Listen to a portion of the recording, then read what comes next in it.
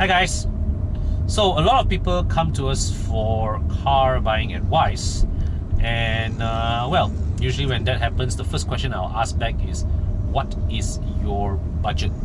Okay, and simply put, every car purchasing decision starts with a budget.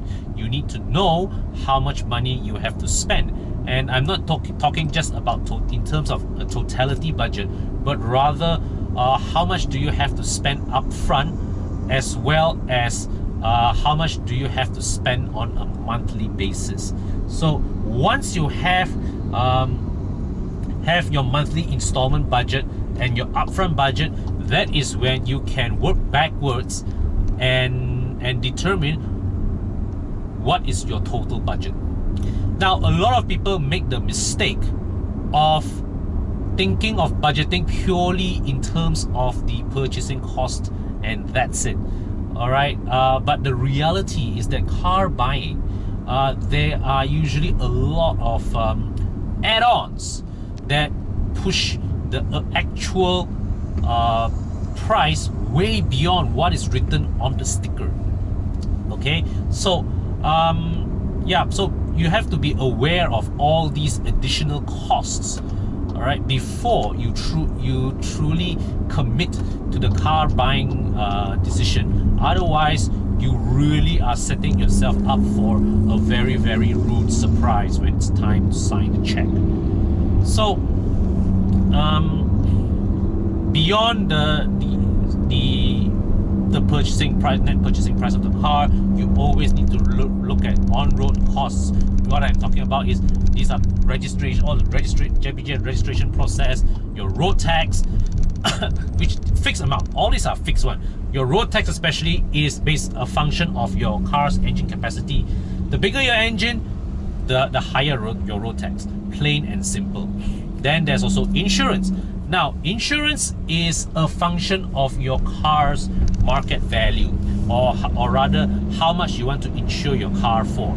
So if you are insuring your car at 120,000 ringgit, rest assured the premium will cost more than if you want to insure your car at 100,000 ringgit or 80,000 ringgit. So yeah, if you are insuring your car on a tight budget, you will want to consider, okay, you may want to look at reducing your insured value, or you may want to cut out windshield coverage. But one thing you do not want to skim on is special perils. Why? Special perils protects you from natural disasters. So if your car gets caught in a flood, and if you do not have special perils coverage, good luck. Fix that at your own cost.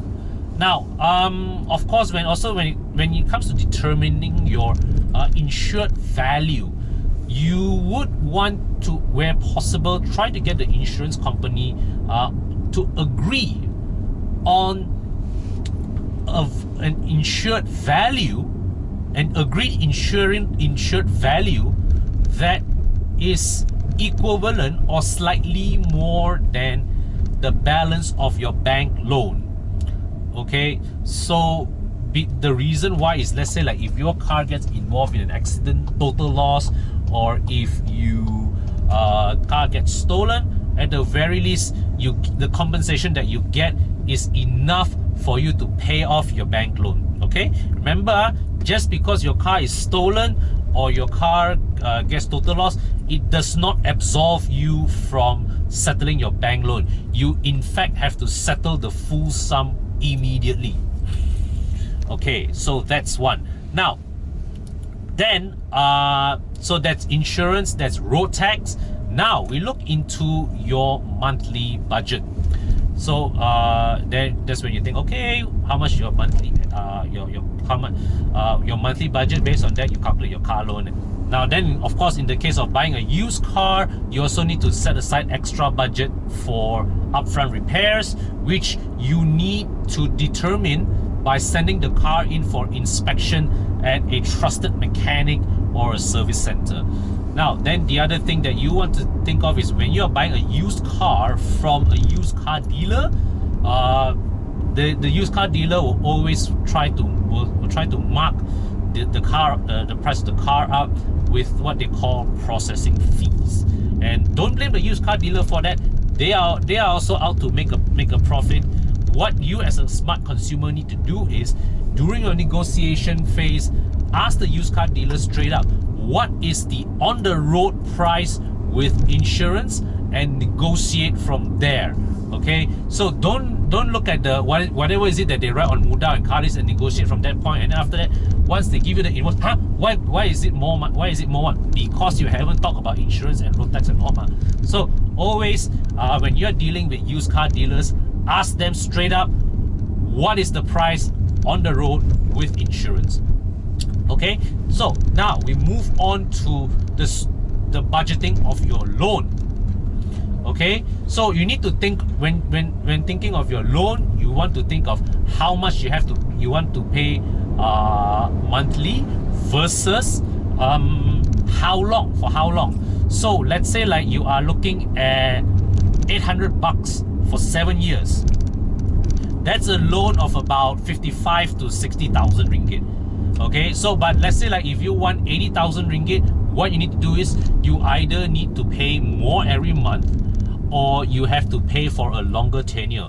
But don't forget, when you stretch your loan tenure, what happens is it adds on to your interest cost. You will be then paying the bank more in terms of interest. So think about that. And the other thing about deciding on your loan tenure is you have to think about your car's depreciation. Okay, now what I would suggest is, for those of you guys, if you are buying your car to keep for the long term, don't worry too much about this.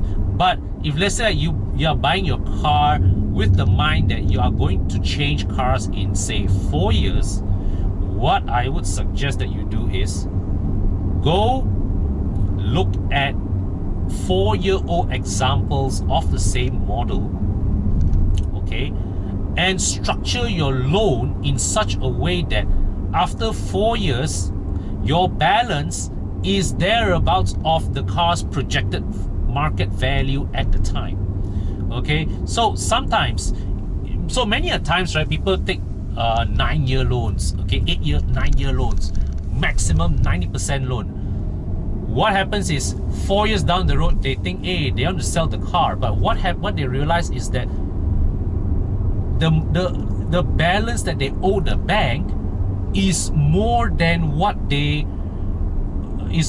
the market value of the car. So, and now what happens is you either have to top up money to sell the car, which you think of it is damn sian, you know. You are letting go of your car. Never mind, you have to pay people money to take your car with you. So therefore, what I would say is, if you are looking at paying a longer loan tenure, what I would really suggest is consider putting a higher down payment that would give you better insulation against the car's depreciation. And one more thing to remember, budgeting for a new car versus budgeting for an old car. Now, if you have worked out, let's say for example, once you have gone through all the math, you have worked out that you can comfortably afford a brand new Honda City at about 80,000 ringgit. Then you look at Muda and you see, wow, BMW F10 5 Series at 80,000 ringgit. Can you afford that? You can't. You actually can't. You see, the thing is that when you are budgeting for a new car, most of your budgeting you can afford to allocate entirely on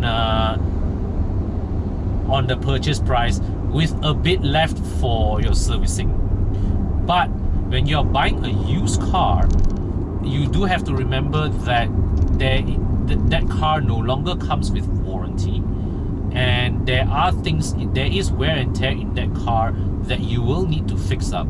So my rule of thumb is this: if you have worked out, let's say you can afford an 80,000 ringgit new car, what you can really afford in the used market is something in the region of 50 to 60,000 ringgit. All right. Or another example, if let's say like you have worked out that you can afford 120,000 ringgit new car, what you can really afford in the used market is something in the region of 80 to 90,000 ringgit. And the thing about financing used cars, one, the bank will charge higher interest. Two, your margin of financing is lower, meaning let's say like new car you can borrow 90% loan. Used car, let's say like an 8-year-old car, you can borrow only up to about 60 or 70% of the car's market value.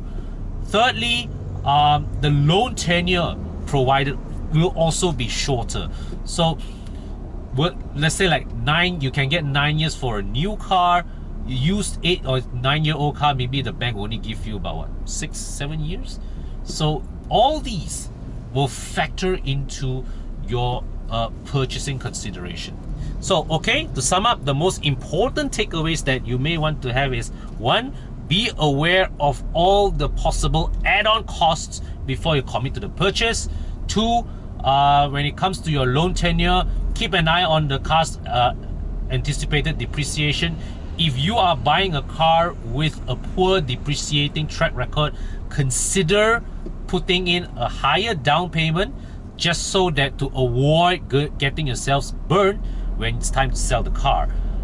When you're buying a used car, be a bit more conservative with your loan budgeting, just so that you don't get burned when you get hit by major repairs.